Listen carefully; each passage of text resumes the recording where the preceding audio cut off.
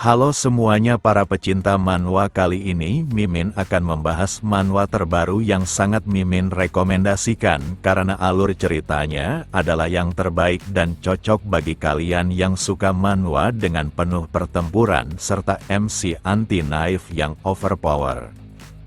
Manhwa ini mengisahkan sosok yang dijuluki sebagai sang dewa pedang dari dunia lain yang telah bertahan seorang diri saat dunianya hancur oleh invasi para monster.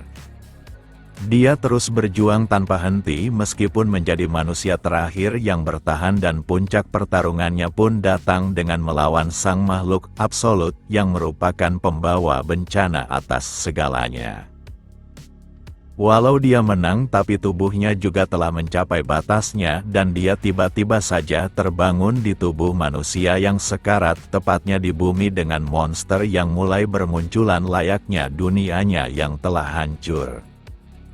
Kali ini dia telah mendapatkan kehidupan kembali, tapi masalah terus berdatangan disebabkan si pemilik tubuhnya adalah manusia yang menyedihkan dan terus disakiti. Tapi sekarang dia adalah sang dewa pedang dari dunia lain, dan dengan kekuatannya dia akan menjadi puncak kekuatan dari dunia ini tanpa peduli harus menghadapi para manusia maupun para monster. Cerita dimulai dengan dunia yang ditinggali oleh seseorang telah dihancurkan dengan memuntahkan monster yang tak terhitung jumlahnya dari dalam gerbang yang misterius. Para monster itu membuat manusia harus bertarung melawannya agar tetap hidup. Sosok ini telah menjalani kesehariannya selama ini dengan terus bertempur tanpa henti. Pertarungan itu terus berlanjut dan terus berlanjut dengan hari yang terus berganti. 1 bulan usai dengan dirinya yang masih hidup, bahkan senjata yang digunakannya terus meningkat. 1 tahun kemudian, dia telah mengenakan atribut layaknya pemburu monster. Walau bertahun-tahun telah usai, tapi tidak ada perubahan yang terjadi dengan terus bertempur. Dia bisa melawan monster apapun dengan 1 pedang miliknya, bahkan tidak pernah merasa takut walau yang dilawannya memiliki tubuh lebih besar. Sekarang dia harus menghadapi makhluk terburuk di antara segala yang pernah dilawannya. Makhluk ini memintanya menyerah karena dunia yang manusia tahu di hadapannya sekarang sudah hilang. Pria ini segera menatap tajam karena memahami entitas yang menyebabkan semua bencana kini berdiri di hadapannya. Makhluk ini tidak memungkiri jika manusia itu adalah talenta yang sangat disayangkan, padahal dia bisa menjadi pedangnya. Namun dia malah berteriak dengan menyuruh makhluk itu berhenti mengatakan omong kosong. Walau bagaimanapun yang sangat diinginkannya adalah menghabisi seluruh monster walau seorang diri. Dalam adu serangan pertama mereka, dia berhasil melukai kepalan tinju raja para monster. Meski begitu, hal tersebut tidak akan cukup untuk mengalahkan makhluk yang sangat kuat ini. Dia paham jika pertarungan ini mungkin saja adalah penentu akan siapa yang akan bertahan di dunia ini. Lalu makhluk ini menyerang kembali dengan kekuatan, dan kekuatan ini dapat menghancurkan gunung sekalipun. Dia terus mengatakan agar manusia yang dilawannya terus berjuang dan berjuang, tapi baginya dia hanyalah serangga kecil yang tak berguna. Walau makhluk itu memiliki tubuh yang besar, tapi kecepatan serta kekuatannya sangatlah tidak masuk akal. Meski begitu, pria ini takkan menyerah, karena dirinya sudah lama menantikan pertarungan untuk mengakhiri segalanya. Dengan segala kekuatan terbaiknya, maka dia melompat maju menghadapi sang makhluk absolut. Tapi makhluk ini tidak bergeming dari tempatnya, bahkan aura miliknya menjadi jauh lebih kuat dan menakutkan. Yang benar saja pria itu dihempaskan dalam 1 serangan yang sangat cepat hingga menabrak daratan. Meski begitu tubuhnya masih bisa bertahan karena dia sudah melakukan ratusan bahkan ribuan pertarungan melawan para monster. Dia sudah selalu melewati batasannya dan kali ini dia pun akan melakukan hal yang sama dengan mengalahkan makhluk pembawa bencana yang dilawannya. Di sela itu kedua matanya tertuju pada sesuatu yang dimiliki oleh monster itu. Yang dilihatnya adalah sebuah kalung yang dikenakan oleh monster itu di lehernya. Kemudian mereka berdua bersiap melancarkan serangannya dan sebentar lagi akhir dari pertarungan akan terlihat. Pria ini tak tahu kenapa dia memikirkan ini, tapi instingnya mengatakan jika dia harus mengincar kalung tersebut. Dia pun melesatkan senjatanya dengan segala kemampuan yang dimilikinya hingga menciptakan sebuah lemparan yang sangat cepat. Tapi di saat yang sama pedang besar musuhnya juga telah mengarah kepadanya dan sekarang dia tak bisa menghindarinya lagi. Akan tetapi pedang yang dilemparkannya berhasil mengenai tubuh makhluk itu. Hal yang utama yang diincarnya bukanlah tubuh makhluk itu, melainkan kalung yang digunakannya. Seketika makhluk ini merasakan sesuatu yang luar biasa serta kemarahan mendalam pada manusia itu. Dengan hancurnya benda itu, maka makhluk ini berhasil dilenyapkan. Setelah pertarungan yang melelahkan itu, akhirnya dia bisa berbaring dan ini adalah kemenangannya diiringi kondisinya yang sudah memburuk. Di saat yang sama dia melihat sesuatu di langit dan menyebutnya sesuatu yang sangat indah. Beralih ke dunia lain, tepatnya di bumi tempat para manusia dan sosok yang mengalahkan sang raja para monster telah merasuki seorang manusia biasa disebabkan keadaan tertentu. Dia berjalan dan sekarang berada di depan sebuah gerbang dan warga sipil biasa dilarang untuk memasukinya. Meski begitu pria ini tidak peduli karena sejak dia memang berniat untuk memasukinya. Yang benar saja lompatan sederhana yang dilakukannya menimbulkan tekanan yang hebat. Hal itu memicu sebuah peringatan dikarenakan seorang hero yang tak terdaftar telah menerobos masuk ke dalam gerbang. Jika seorang warga sipil menerobos masuk ke dalam gerbang, maka para pasukan asosiasi sebentar lagi akan mengejarnya. Namun dia tak peduli karena baginya orang lain yang tak memiliki kaitannya dengannya tak berguna. Di saat yang sama beberapa hero telah menemukannya dan menanyakan apakah dia warga sipil yang tersesat. Mereka tidak tahu apa yang terjadi pada bocah di hadapannya, tapi tempat ini sangat berbahaya dan sebaiknya dia segera keluar. Terkhusus gerbang ini persyaratan untuk memasukinya adalah hero peringkat rank C yang beranggotakan minimal 3 orang. Hanya dengan melihat pakaiannya, maka mereka yakin jika bocah itu bukanlah seorang hero. Maka dari itu mereka menganggapnya sebagai si pembawa barang untuk para hero yang sedang mencoba menaklukkan gerbang ini. Tak hanya itu, mereka juga beranggapan dia telah ditinggalkan oleh para hero karena tak berguna. Pria ini sedikit terganggu akan ocehan mereka karena dia dapat mendengarnya dengan sangat jelas. Orang ini sudah sering melihat orang seperti bocah di hadapannya yang tiba-tiba memasuki sebuah gerbang untuk memuaskan rasa penasarannya terkait apa yang dilihatnya di media. Akan tetapi tempat ini sebenarnya sangatlah menyeramkan dan masuk begitu saja sama halnya menggali kuburannya sendiri. Pria ini mengerti jika orang-orang di hadapannya mencoba untuk membantunya, tapi dia tak peduli bahkan tak ingin berurusan dengan mereka. Ucapan yang sangat arogan itu mengejutkan ketiga orang ini. Bahkan mereka sangat terprovokasi dengan mencoba memberinya pelajaran, tapi ketua tim tidak membiarkannya. Ketua timnya merasa mereka sebaiknya melanjutkan perburuan, dan jika bocah itu mengabaikan peringatannya, maka dia harus mengalaminya sendiri agar mengerti. Dia harus belajar jika sebuah gerbang tidak seperti yang dilihatnya di dalam media, di mana sebuah gerbang adalah tempat yang paling brutal tanpa ampun sedikit pun.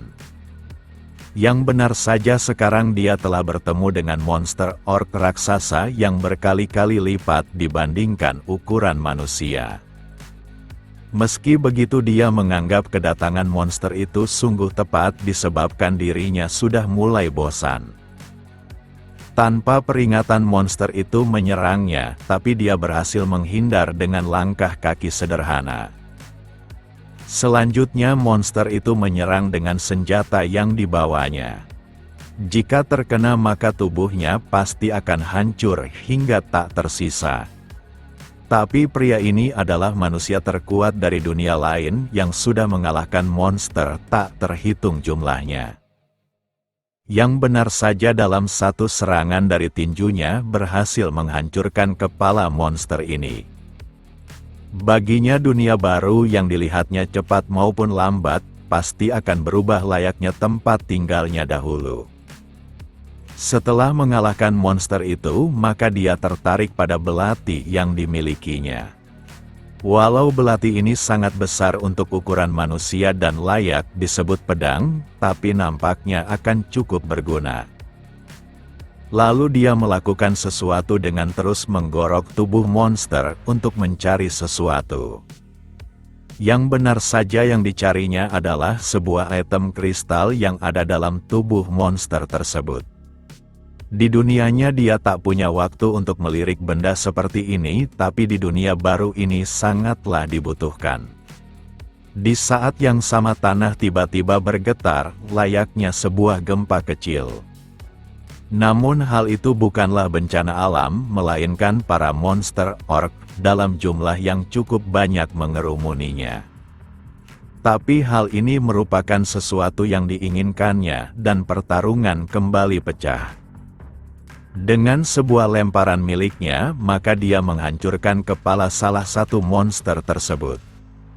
Dia adalah manusia bertubuh kecil dibandingkan para monster, tapi kekuatan fisiknya sangatlah tidak normal. Di sisi lain salah satu dari hero yang sedang berburu memikirkan warga sipil yang menyebalkan itu.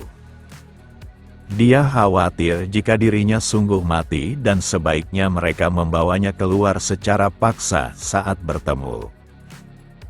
Namun rekannya memintanya tidak khawatir karena masuk ke tempat ini bukan berarti kematiannya sudah ditentukan.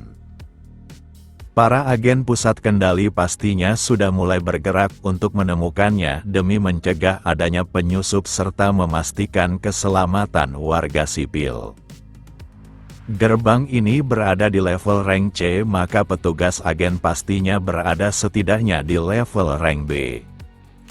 Selama bocah itu tidak kehilangan kewarasannya dengan menyerang para monster lebih dahulu dengan terus bersembunyi, maka dia pasti akan hidup. Gadis itu pun mengerti, tapi dia yakin bocah itu pastinya sangat ketakutan dan sedang menantikan kedatangan para agen untuk menolongnya. Namun kenyataannya para monster orc inilah yang ketakutan akan kehadirannya yang luar biasa. Dia benar-benar berburu dengan santai, bahkan melawan monster orc tak bisa dikatakan sebagai olahraga sekalipun saking lemahnya. Dengan satu serangan sederhana miliknya, maka dia pasti akan menghabisi lawannya. Dengan ini, maka dia berhasil mendapatkan beberapa item kristal untuk dijual. Meski telah mengumpulkan banyak item, tapi dia masih tidak puas karena yang didapatkannya tergolong dalam tipe sederhana. Di saat yang sama salah satu dari agen pusat telah menemukannya dan sekarang dia meminta rekannya berkumpul. Mereka pun memperkenalkan dirinya sebagai agen dari pusat kendali dan meminta bocah di hadapannya menunjukkan kartu identitas hero-nya, dan jika dia tidak terdaftar maka mereka akan memaksanya keluar. Wajah bocah di hadapannya membuat agen ini ingin menghajarnya, tapi dia harus menahan dirinya. Lalu pria ini menyebut jika situasi ini sangat menyebalkan dan memutuskan untuk pergi saja. Tindakan itu membuat salah satu dari agen mengeluarkan borgolnya karena dia harus memaksanya keluar. Jika menolak bekerja sama maka mereka terpaksa menggunakan cara kasar untuk membawanya. Agen ini juga memperingatkan jika tetap membangkang maka tindakan kerusakan akan ditanggung sendiri oleh si pelanggar. Pria ini mengerti dan hal itu juga berarti kerusakan yang ditimbulkannya adalah tanggung jawab mereka juga sendiri. Maka dari itu dia memperingatkan agar mereka berhenti mengganggunya. Ucapan itu membuat para agen mengeluarkan tongkat mereka menunjukkan jika pertarungan takkan terhindarkan lagi. Benda ini dikhususkan untuk melukai monster dan menggunakannya pada manusia sangatlah berlebihan. Tapi mereka tidak punya pilihan dan hanya membutuhkan satu serangan untuk membuatnya pingsan. Lalu pria ini memperingatkan untuk terakhir kalinya, dan jika tetap menghalanginya maka mereka akan benar-benar terluka. Hal itu membuat para agen pusat sangat marah dan mereka menyerang tanpa memikirkan konsekuensi yang harus diterima oleh seorang warga sipil. Akan tetapi Do Jun dapat menangkis maupun menghindarinya dengan mudah, karena semua arah serangan terlihat jelas pada kedua matanya. Tak hanya itu bahkan mendominasi dengan baik, tapi dia masih menahan kekuatannya. Jika serius maka dia bisa menghabisi mereka hingga menghancurkan tubuhnya. Para agen yang melihat kemampuan itu sangat terkejut karena mereka adalah hero yang dikategorikan level cukup tangguh. Hal ini sangatlah berbahaya, tapi mereka harus menyeretnya keluar. Lalu Do Jun menunjukkan sesuatu yang mengerikan dengan menghilang layaknya hantu. Agen ini tak mengerti bagaimana seseorang bisa menghilang begitu saja. Yang benar saja Do Jun menghilang dan tiba di hadapannya sambil memberikan tinjunya. Hal ini membuat agen itu mundur dengan rasa sakit yang begitu menyakitkan di perutnya. Seisi perutnya seakan ingin keluar menunjukkan jika level mereka sangatlah berbeda. Lalu Do Jun mengatakan bukankah tidak ada masalah dengan hero yang tidak terdaftar. Agen ini membenarkan hal tersebut selama tidak ada tindakan ilegal di dalam gerbang maka mereka tidak perlu dikerahkan, tapi Do Jun telah melanggar. Lalu pria ini dikejutkan saat Do Jun menanyakan bagaimana dengan kondisi zona keretakan. Di dunia ini jalur dimensional yang menjadi awal kemunculan para monster di dunia ini. Di bumi hasil perburuan para monster itu digunakan sebagai sumber energi baru. Oleh karena itu memonopoli jalur masuk dan perdagangan monster yang dinamakan gerbang. Lalu terdapat ruang yang tak diketahui yang belum berubah menjadi sebuah gerbang yang dinamakan zona keretakan. Kemudian Do Jun menanyakan apakah para agen pusat tetap akan mencarinya tanpa peduli gerbang yang akan dimasukinya. Jika itu benar maka mereka pasti akan menganggapnya sebagai penyusup maupun semacamnya. Agen ini membenarkan hal itu dan jika ada hero yang tidak terdaftar masuk tanpa izin maka secara otomatis laporan akan masuk ke pusat kendali dan para agen terdekat yang bertugas akan dikerahkan untuk menangkapnya. Tapi zona keretakan tidak bisa dimasuki dengan mudah, hingga asosiasi hero takkan membiarkan hal tersebut.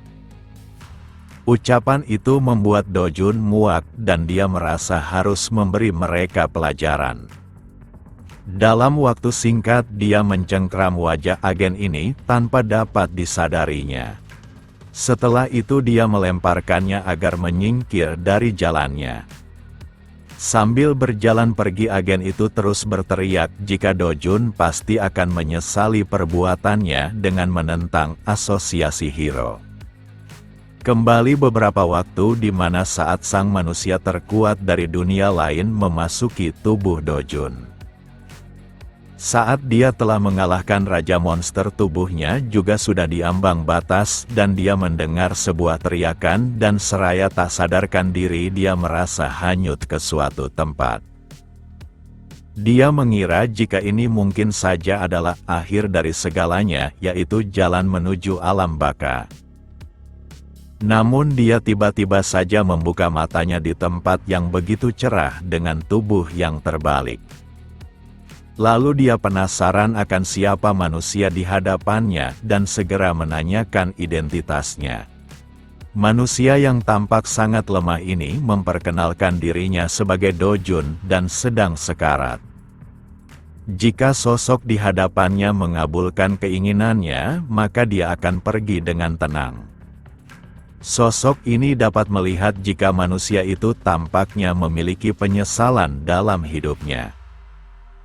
Dia pun menceritakan jika dirinya telah bertempur mati-matian selama bertahun-tahun tapi malah dikhianati oleh rekan yang sudah dipercayainya dan tempatnya berasal juga sudah hancur.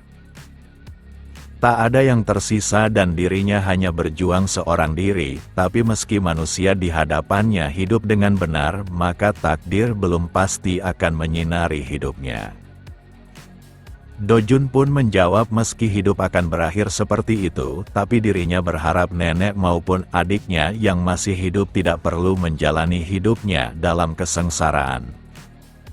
Sosok ini mengerti, jadi dia penasaran hal apa yang diinginkannya.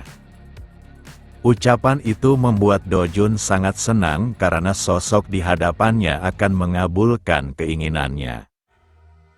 Yang diinginkannya adalah sebuah kompleks digital dan kompleks itu dijuluki kompleks para hero dan pastinya tempat terbaik untuk nenek serta adiknya agar hidup dengan nyaman. Kembali ke masa sekarang di mana Do-jun akan menjual hasil buruannya dalam gerbang. Pria ini menyambutnya dengan baik dan dia datang ke tempat terbaik karena tempat membeli hasil buruan dengan harga tertinggi dibandingkan yang lainnya. Tanpa ragu Do-jun mengeluarkan item yang diperolehnya dan membuat pria ini terkejut karena benda itu bahkan belum dibersihkan sama sekali. Maka dari itu dia akan membersihkannya terlebih lalu menghitungnya dan meminta Do-jun untuk menunggu sambil menikmati kopi.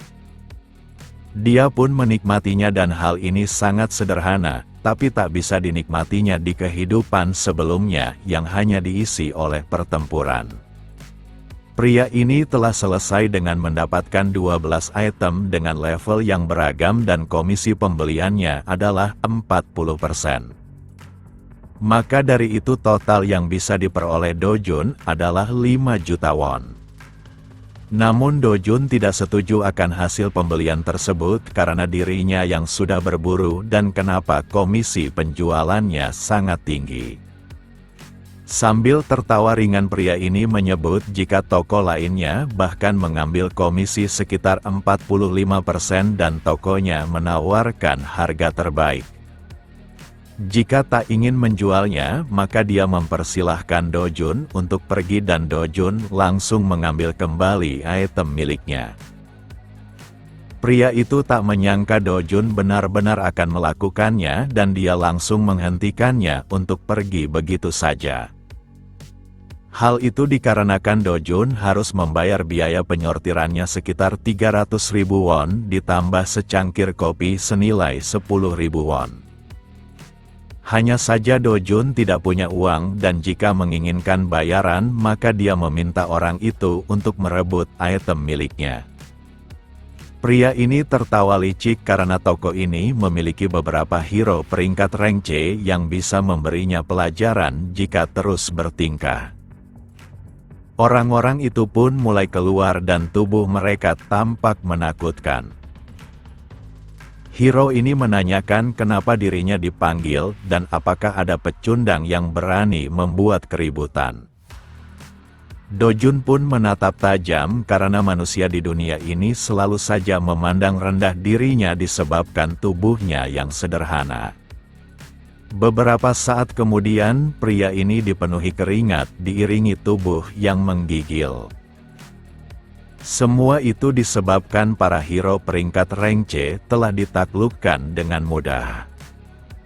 Hal ini menunjukkan jika orang yang diremehkannya sangat kuat.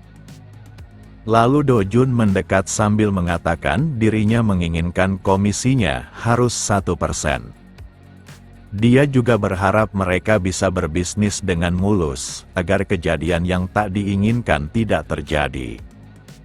Setelah selesai menjual item itu, maka dia memberikannya kepada neneknya. Hal itu tentu saja mengejutkan mereka berdua karena belum pernah melihat yang sebanyak ini. Saat mereka menanyakan dari mana uang itu, maka Dojun menjawab jika beberapa waktu dirinya meminjamkan uang kepada temannya yang sedang merintis usaha dan bisnis sekarang laris manis. Maka dari itu temannya ingin membalas budi dengan memaksanya menerima uang pemberiannya. Tapi neneknya terlihat masih ragu dan Dojun merasa neneknya tahu dari mana tempatnya dulu dibesarkan dan orang itu adalah teman masa kecilnya. Jika memikirkan hal itu maka neneknya tidak curiga lagi, tapi dia tetap saja tidak terbiasa akan uang sebanyak itu. Adiknya juga sangat bersemangat dengan menanyakan apakah mereka sekarang sudah kaya. Dojun membenarkan hal itu dan mereka takkan hidup kesulitan lagi mulai dari sekarang. Ucapan itu membuat adiknya begitu riang hingga terus berlarian saking senangnya. Alasan sosok dari dunia lain itu melakukan ini dikarenakan permintaan Dojun yang merupakan si pemilik tubuh asli. Di mana dia berharap nenek maupun Yun bisa hidup dengan nyaman bahkan tinggal di tempat aman.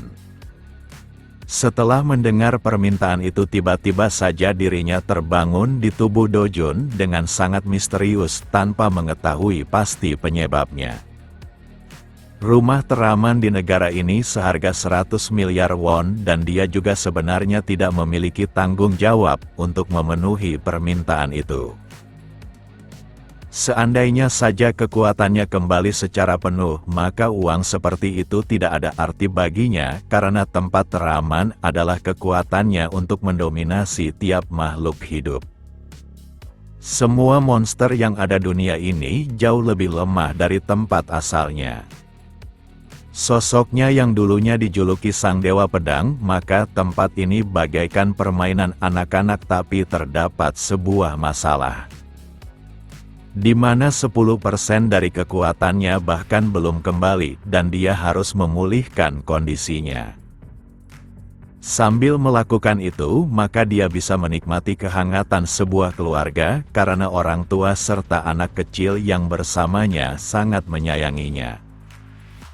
Di saat yang sama seorang tamu telah datang dengan terus memanggilnya. Saat membuka pintu dia melihat beberapa orang yang datang tanpa raut wajah bersahabat. Yang benar saja orang ini ingin agar dirinya membayar pinjaman tepat waktu dan jumlah yang dikembalikannya harus berkali lipat. Dojun paham jika orang di depannya adalah para rentenir yang dipinjaminya uang saat neneknya sakit dan jumlah yang harus dibayarnya sekarang meningkat sebanyak 10 kali lipat.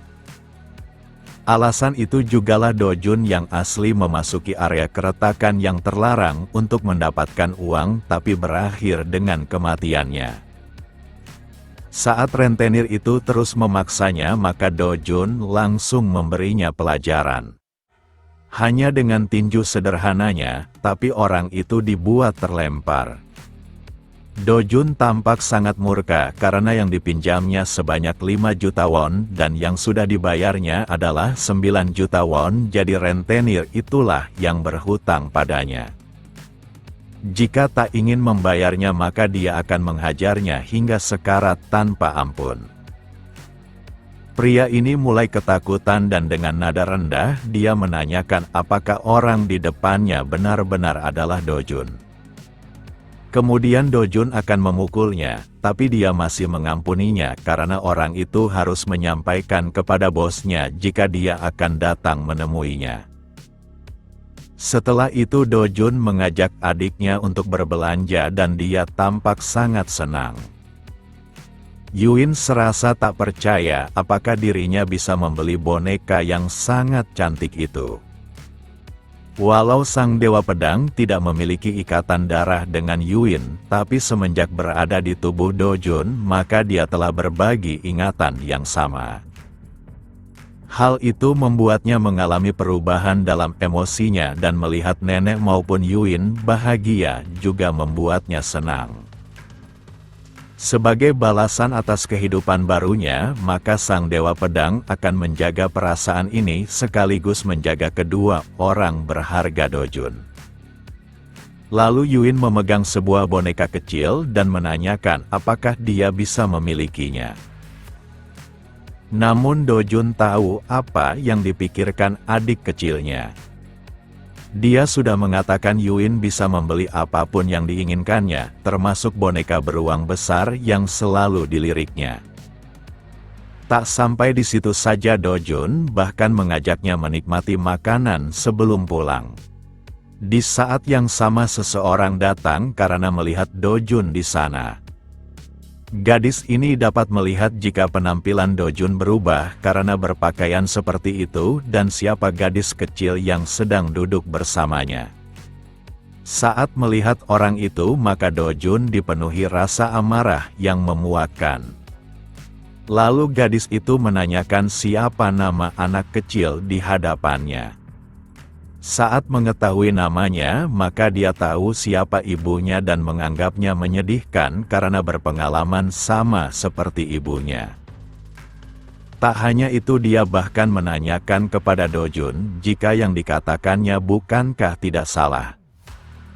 Gadis itu sudah tak merasa aneh karena saat bertanya maka Dojun selalu tak bisa berkata-kata apapun. Lalu dia kembali menanyakan kepada Yuin arti dari sebuah gadis murahan dan seperti itulah ibunya.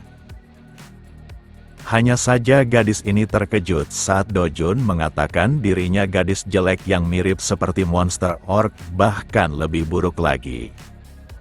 Dengan emosi yang dimiliki si pemilik tubuh asli, maka sang Dewa Pedang mengetahui gadis itu. Dojun lahir di luar nikah dan hidup secara miskin, bahkan ibunya wafat di usianya 7 tahun. Dia pun menjalani hidupnya yang dipenuhi diskriminasi oleh ibu tirinya, bahkan dia juga diabaikan ayahnya saat putra barunya lahir. Setelah diusir ibu tirinya, maka dia tinggal bersama nenek dari ibu dan saudara tirinya yang tak pernah ditemui sebelumnya. Sebagai sang Dewa Pedang dirinya tak mengerti betapa baiknya hati Dojun selama ini menghadapi penderitaannya, tapi sekarang semuanya akan berbeda. Kemudian dia lanjut mengatakan jika gadis gemuk di sampingnya masih saja menjijikan seperti terakhir kali mereka bertemu. Semua yang ada di dirinya benar-benar buruk, sehingga pakaian bagus yang dikenakannya tampak tak cocok dengannya.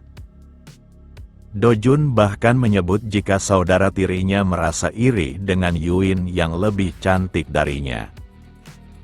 Ucapan itu membuat Yuin berhenti bersedih dan mulai mendengarkan yang dikatakan kakaknya. Suara Dojun cukup keras sehingga orang-orang di tempat itu memperhatikan saudara tirinya. Ucapan ini sudah sangat kelewatan dan membuat gadis ini sangat marah. Di saat yang sama ibu tirinya dan gadis itu segera mengadu kepadanya. Dia bahkan menangis di hadapan ibunya karena Dojun berani mengatakan hal buruk. Namun ibunya malah memintanya untuk diam karena hal itu membuat semuanya menjadi lebih memalukan. Meski memiliki tampang yang mengerikan, tapi ibu tiri Do-jun dapat mengubah ekspresinya dengan mudah. Lalu dia mengingatkan agar Do-jun sesekali pulang ke rumah jika dia memiliki waktu. Walau bagaimanapun ayahnya sangat mengkhawatirkannya, tapi Do-jun malah menjawab jika mereka tidak memiliki hubungan yang erat untuk membicarakan hal seperti ini. Maka dari itu dia meminta mereka semua enyah karena hal itu mengganggu kesenangannya. Saat mendengar itu ibu tirinya hanya terdiam sambil menatap penuh amarah. Dia pun langsung pergi karena membuat keributan di tempat ini akan membuatnya kehilangan harga diri di hadapan orang-orang. Meski begitu dia tak mengerti kenapa Do-jun yang dulunya sangat penakut bahkan tak bisa berkata-kata walau dipukuli berani menantangnya. Saat di dalam mobil saudara tirinya terus mempertanyakan kenapa ibunya harus pergi padahal dia harus menyuruh para penjaga untuk menghajarnya. Tapi dia malah mengabaikan putrinya dan menanyakan kepada penjaganya kenapa Do-jun masih hidup. Berdasarkan laporan yang diterimanya orang suruhannya melihat Do-jun memasuki zona keretakan dan menghajarnya lalu meninggalkannya di sana. Wanita ini mengerti, tapi kenapa orang yang seharusnya mati malah hidup kembali? Gadis ini tercengang dan berdasarkan yang didengarnya maka ibunya mencoba menghabisi Do-jun. Dia pun terus mendesak ibunya agar menceritakannya dan apakah benar dia mencoba menghabisi Do-jun. Yang benar saja walau gadis ini selalu merendahkan Do-jun, tapi sebenarnya dia memiliki perasaan padanya. Dia juga menganggap jika ayah maupun kakeknya mengetahui hal ini maka ibunya pasti mendapatkan balasan. Namun ibunya memintanya untuk tetap diam karena dia akan mengurus masalah ini sebaik mungkin tanpa jejak. Hal yang harus dilakukan putrinya hanyalah tidak ikut campur terkait Do-jun. Wanita ini sangat murka karena Do-jun berani menentangnya dan dia pasti akan melenyapkannya. 10 tahun silam di bumi zona keretakan mulai muncul dan monster yang berkeliaran memangsa manusia tanpa ampun. Saat itu dunia jatuh dalam kekacauan yang luar biasa dan manusia mulai berpikir jika ini akan menjadi awal akhir dunia. Akan tetapi di tengah kekacauan itu muncul para hero yang tengah cepat mengendalikan kekacauan. Setelah itu muncullah item kristal yang diekstrak dari para monster untuk menggantikan sumber energi lama. Sejak saat itu negara-negara di dunia ini melakukan segala hal untuk mengubah zona keretakan menjadi sebuah gerbang dan sekarang setiap struktur industri pasti berpusat di sekitar gerbang dan hero. Hal ini berarti untuk mendapatkan uang di zaman ini, maka dia perlu menjadi hero terlebih dahulu. Yang benar saja arah tujuan Do-jun adalah untuk menemui bos rentenir yang mencoba memerasnya. Bos tempat ini tak menyangka jika Do-jun berani datang meremukkan orang-orangnya. Hanya saja Do-jun tak berpikiran seperti itu karena dialah yang rugi di sini. Dia merasa dirinya berhak mendapatkan kompensasi mental serta material atas segala kerusakan yang dilakukan anak buahnya.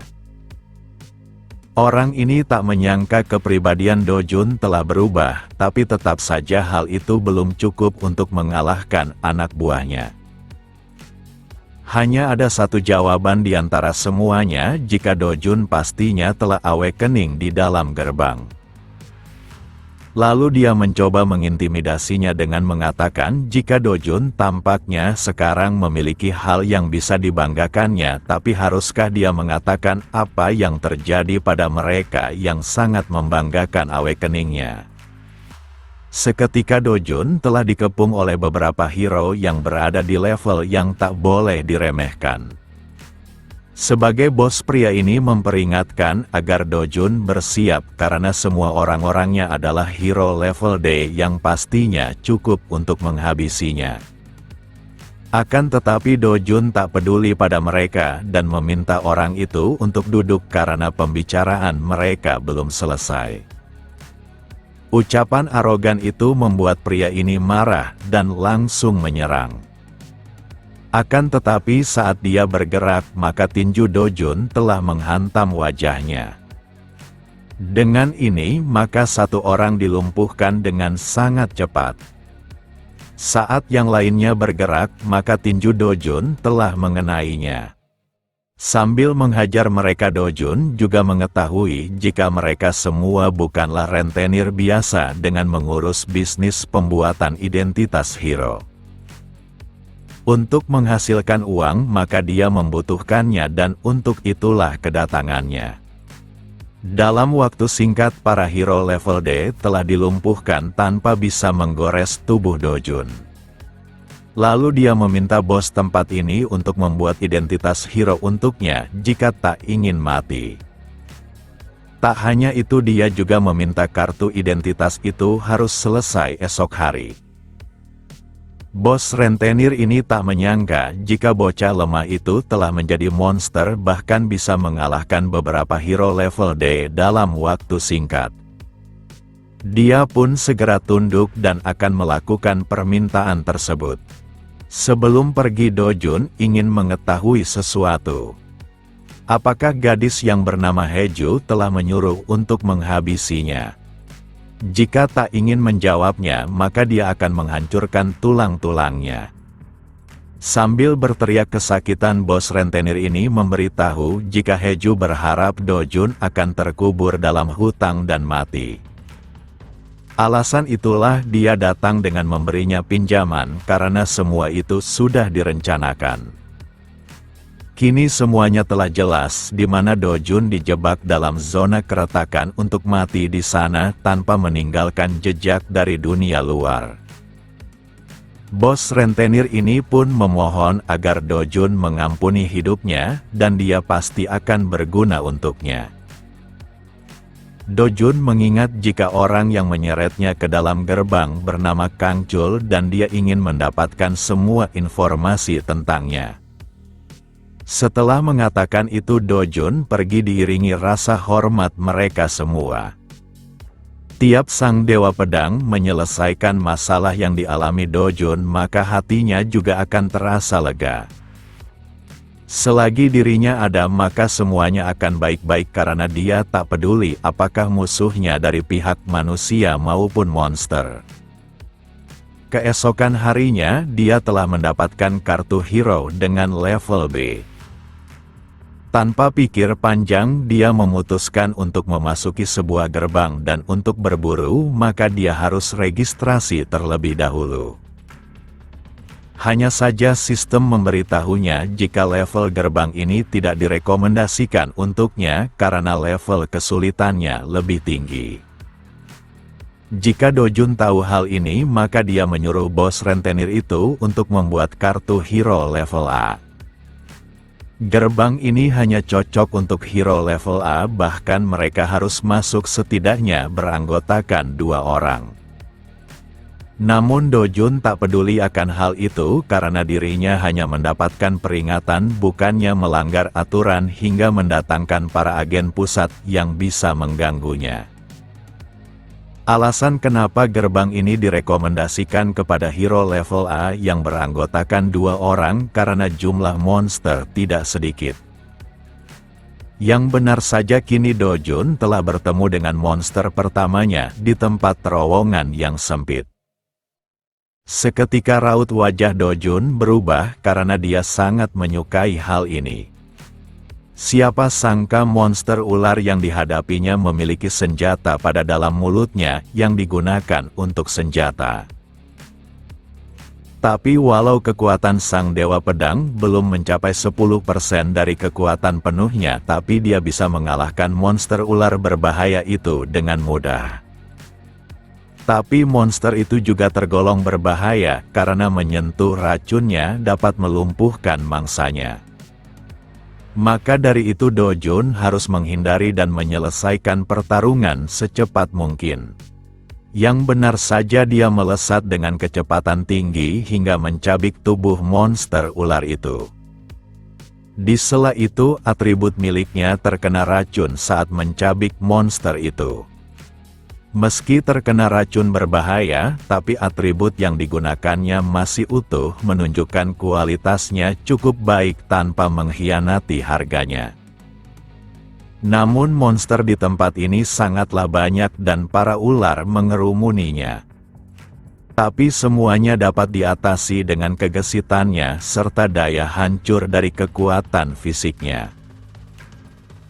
Hanya saja dia juga mengetahui sesuatu tentang monster ular beracun yang sedang dilawannya. Jika sama seperti dunianya, maka monster tipe ini tidak semuanya memiliki item kristal dalam tubuh mereka. Setelah itu Do-jun kembali melanjutkan perjalanannya karena belum puas akan hasilnya. Saat melewati lorong selanjutnya, dia menemukan beberapa kerangka hero yang telah dikalahkan. Dengan ini maka Do-jun telah bertemu dengan bos monster dalam gerbang ini. Padahal dia tidak mengetahui di mana letak bosnya, tapi dirinya cukup beruntung karena ular itu datang sendiri mengampuninya. Tanpa pikir panjang dia melesat sambil melepaskan tinjunya, tapi tangannya malah terpental. Serangannya memiliki dampak tapi belum cukup menghancurkan tubuh monster tersebut. Kemudian Do-jun dihempaskan oleh ekor ular itu. Dilihat dari manapun bos gerbang ini terus mengamuk dengan mengincar tubuh mangsanya. Tapi Do-jun takkan diam karena dia bukanlah mangsa melainkan pemburu. Tinju berhasil mengenai tubuh monster bos ular hingga membuatnya retak. Namun retakan itu belum melukai tubuh dalamnya karena sisik keras melindunginya.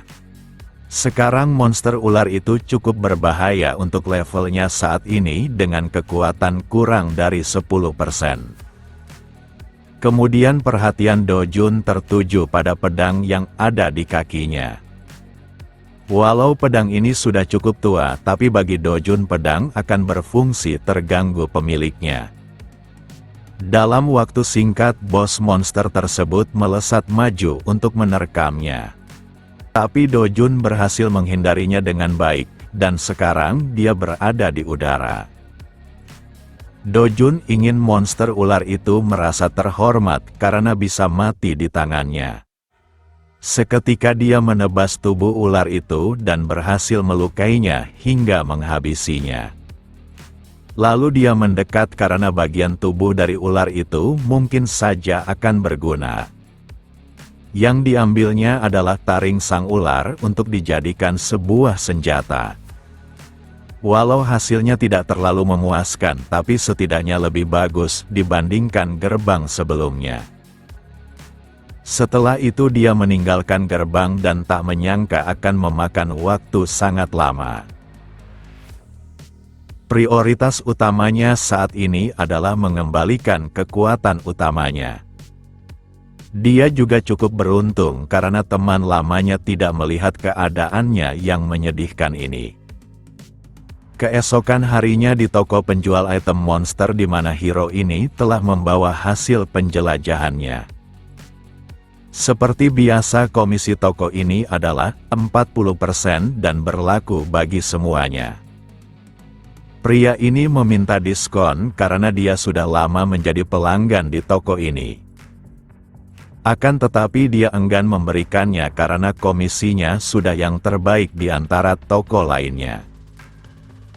Walau komisinya seperti itu, tapi dengan item yang banyak maka bayarannya harusnya sudah memuaskan. Hanya saja pelanggan itu penasaran kenapa wajah pria ini menjadi seperti itu. Dia enggan membahasnya karena terdapat orang gila yang mendatangi tokonya dan menghajar penjaga sehingga dia juga terkena dampaknya.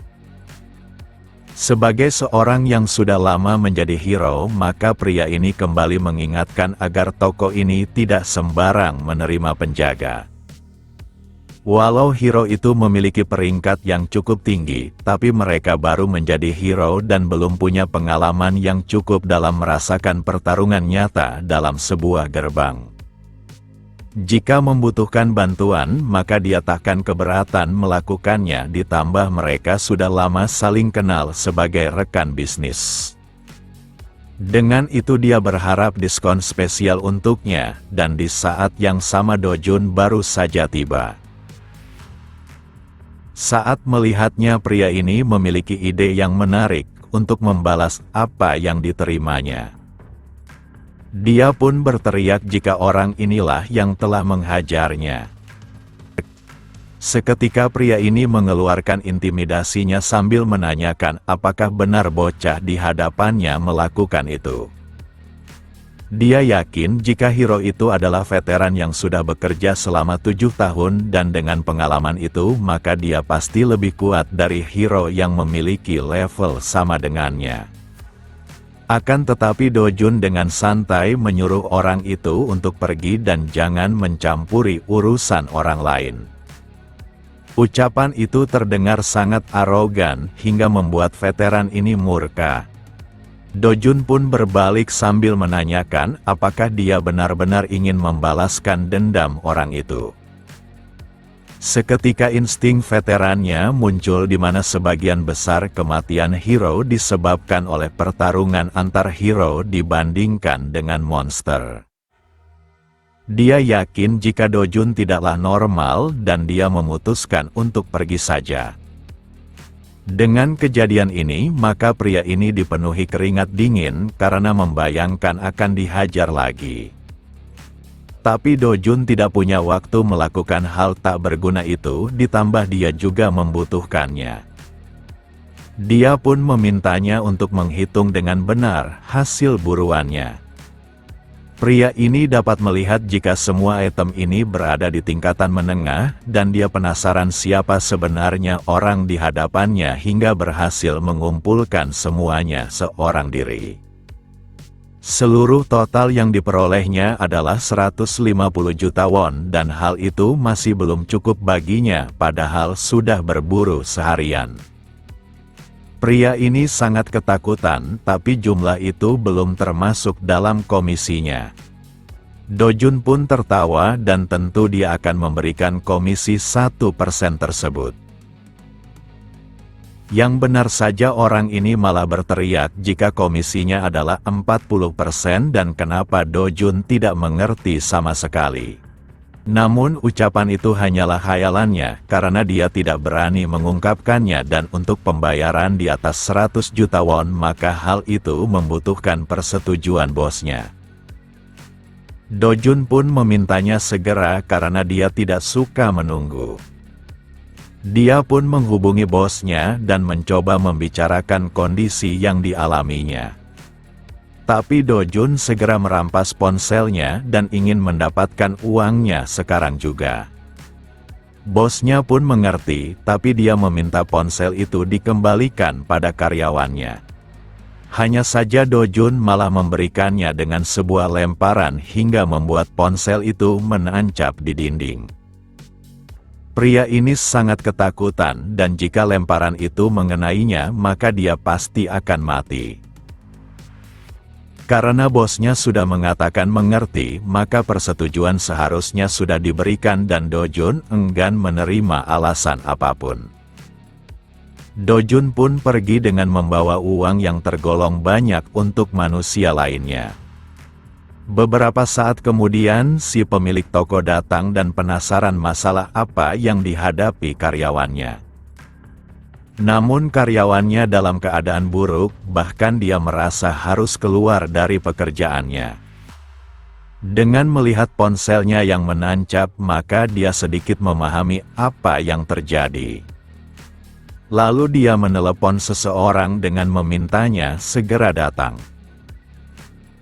Yang dipanggilnya ternyata seorang gadis bernama Julie dan kedatangannya membuat orang-orang memperhatikannya. Lalu Julie datang dan menyapa orang-orang yang ada di toko. Karyawan ini mengetahui jika gadis di depannya sekarang ini adalah hero level S keempat di negara ini, dan dia juga sempat mendengar jika Julie adalah keponakan bosnya. Tapi siapa sangka rumor itu benar adanya dan dia datang karena mendengar adanya orang yang memaksa komisi penjualan item monster. Keesokan harinya terlihat Do-jun dengan tubuh kekarnya yang sedang bermeditasi. Di sela itu dia memahami satu hal di mana tiap perburuannya hanya menghasilkan 100 juta won dan hal ini sangat lambat baginya. Maka dari itu dia berharap untuk menjelajahi gerbang rank S secepat mungkin. Untuk itu hal terpenting yang harus dilakukannya adalah mengembalikan kekuatannya. Tapi tidak seperti dunianya, tempat ini sangat jarang memiliki mana pada udaranya. Akan bagus juga jika dia mendapatkan atribut yang bisa membantu, tapi atribut di dunia ini pun tergolong sampah. Di saat yang sama Do-jun merasakan ada sesuatu yang terjadi dan dia segera membawa adiknya secara tiba-tiba untuk masuk ke dalam. Saat berada di dalam rumah mereka bergetar dan neneknya menganggap ini adalah gempa bumi. Tapi Do-jun mengetahui jika ini bukanlah bencana alam, melainkan sesuatu yang lain. Yang benar saja sebuah energi membentuk sesuatu di dekat rumahnya yang disebut sebagai keretakan. Lalu dia meminta nenek dan Yuin untuk tetap di rumah karena situasinya sedang berbahaya. Yang benar saja Do-jun memutuskan untuk memasuki keretakan tersebut. Beralih ke markas asosiasi hero negara ini dan keretakan yang baru telah terdeteksi. Ini adalah retakan selanjutnya setelah 63 hari sebelumnya dan membuat semua orang panik. Dikarenakan Serikat Singa Putih adalah organisasi yang paling dekat dengan area tersebut, maka mereka akan ke sana ditambah dengan hero di sekitar area itu. Lalu pria ini ingin mengetahui lokasi tepat keretakan itu terjadi dan berdasarkan informasi kemunculannya di halaman rumah pribadi. Hal itu sudah pastinya masalah besar jika ada warga sipil yang masuk karena yang lain tidak mungkin bisa memasukinya sebelum dia keluar. Yang menjadi masalah terbesarnya jika warga sipil itu mati di dalam keretakan karena monster akan keluar dari dalam keretakan. Jika itu terjadi, maka akan ada korban jiwa yang sangat banyak dengan kerugian yang tak ternilai. Maka dari itu mereka ingin memastikan identitas orang yang masuk ke dalam keretakan. Pria ini pun menginformasikan jika orang itu bernama Do-jun dan dia adalah warga sipil yang tinggal bersama nenek serta adiknya. Beralih ke tempat lain di mana Haeju dikejutkan akan informasi terkait Do-jun telah awakening. Penjaganya membenarkan hal itu, dan walau belum terdaftar dalam asosiasi hero, tapi dapat dipastikan informasi itu benar adanya.